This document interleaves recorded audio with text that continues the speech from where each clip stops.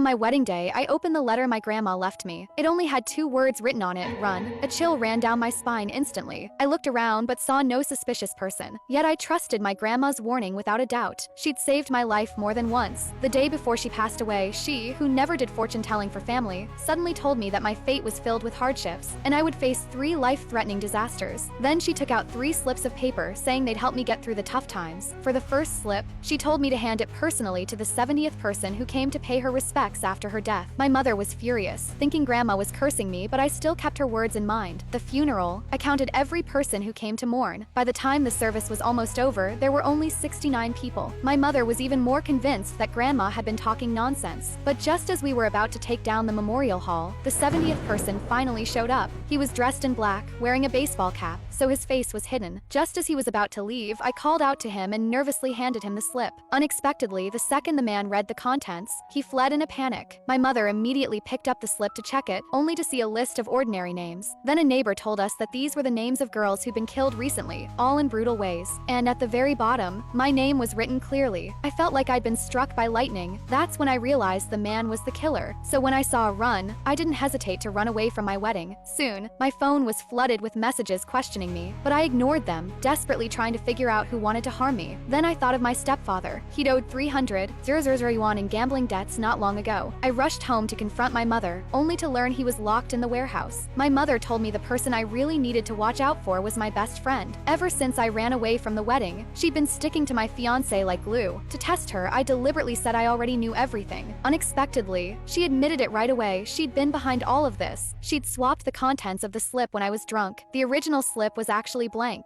I froze instantly, realizing I'd hurt my fiancé because of a misunderstanding. Just as I was losing control of my emotions, my fiancé told me none of this was my fault, and that we could hold the wedding again. I was touched beyond words, thinking he was the love of my life. So I took him back to my hometown, wanting him to pay his respects to grandma. But to my surprise, he, who had never been to my home before, actually knew that the door lock of my house had broken recently.